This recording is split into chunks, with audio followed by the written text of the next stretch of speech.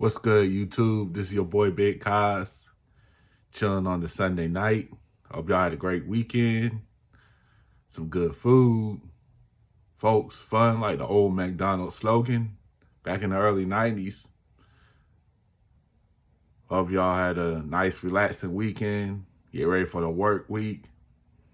Also, shout out to my veterans for Veterans Day this upcoming Tuesday, just in case I don't make any content then.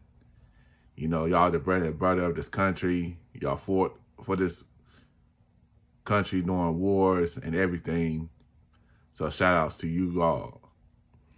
But I want to touch on the death of Paul Tagliabue, NFL Commissioner from 1989 to 2006. He served as a lawyer for the league before taking over the role back in 1989. Succeeding Pete Rozelle, which was also another great NFL commissioner. Paul Tagliabue was born on November 24th, 1940 in Jersey City, New Jersey, where he starred in basketball at St. Michael's High School in Union City, New Jersey, which led him to a scholarship at Georgetown, where he captained the team during his senior year in 1962. That same year, he was president of his senior class, a Rhodes Scholar, and a Dean's List graduate. During his time as an NFL commissioner, the league experienced growth of stability, growing the league into a powerhouse, picking up where Pete Rozelle took off, went from 28 to 32 teams as the NFL was recovering from the 1982 and 87 strike, In 1990, he helped the NFL. In 1990, he helped TNT to get exclusive rights to Sunday Night Football during the first half of the season, while ESPN did the second half, which they were doing anyway since ESPN Sunday Night Football started in 1987. Ultimately, from 1998 to 2005, the last several years, ESPN did the whole Sunday night. But from 1990 to 1997, TNT did the first half of the Sunday night games, which a Thursday night towards the end of that first half, they did a game because the NFL didn't schedule games Sunday nights during the first Sunday of the World Series. In 1995, the NFL expanded to 30 teams with the Carolina Panthers and the Jacksonville Jaguars, which in their second year almost made it to the Super Bowl.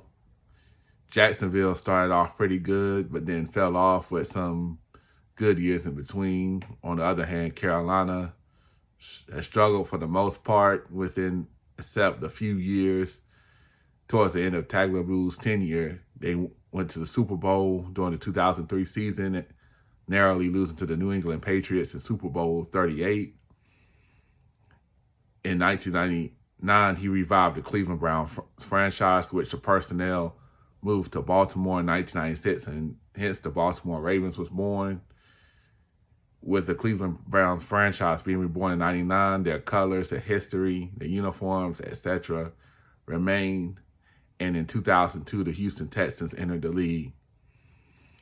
Like the NFL experienced a lot of growth, not under Tagliabue's tenure.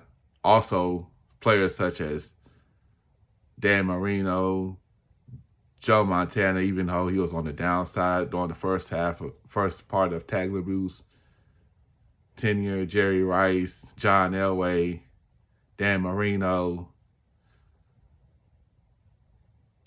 And also, you saw stars emerging such as Brett Favre, Deion Sanders, Barry Sanders, Junior Seau, Shannon Sharp, Randall Cunningham. He was a bridge. Randy Moss, Tom Brady, Peyton Manning emerged during this time. That's when the Super Bowl started becoming popular. Also, he saw that the NFL would be on Fox starting in the 1994 season, which still continues to this day, where Fox took the NFC rights from CBS, who had the NFL since 1954. And he was a much better commissioner than Roger Goodell, like for a long shot. And the NFL was at its height, in my opinion, in the 90s and the early 2000s. I could throw in the 80s there, even though that was before my time, but still had larger-than-life personalities, multiple video games. At the time, we didn't just have Madden on our NFL side. We had 2K, Fever, Game Day, Blitz, play-action football for the Nintendo people out there, Joe Montana, Jimmy Johnson's VR football, NFL Full Contact, some other games too. But unfortunately, back in 2004, he did the diabolical thing to let EA have the exclusive NFL contract. You saw NFL Europe form, but unfortunately, a year after Tagliabue's retirement, Goodell ended NFL Europe and decided to play games in Europe during the regular season, which was cool, but just took away the prestige of it. And NFL Europe was like a developmental league for the NFL.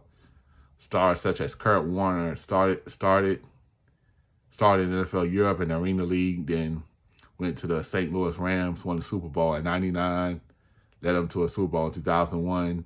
Then in 2008, led the Cardinals to a Super Bowl. It was pretty successful. Tagliabue was a great man.